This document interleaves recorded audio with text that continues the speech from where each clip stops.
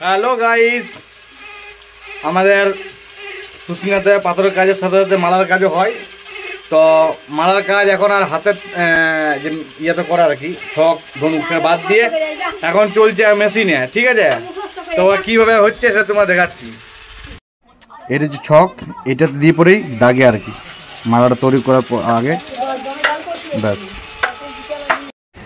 ছকটাকে এই মেশিনে দেওয়া হয়। এই দেখো, প্রথমে এভাবে ভিতরের যে শ্বাসটা সেটা ফেলতে হয়, এভাবে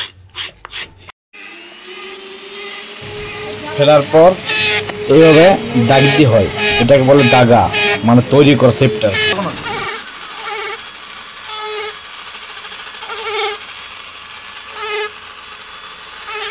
দাগার পর পিছনটা এইভাবে ছুলতে হবে, তারপরে ফেলতে হবে।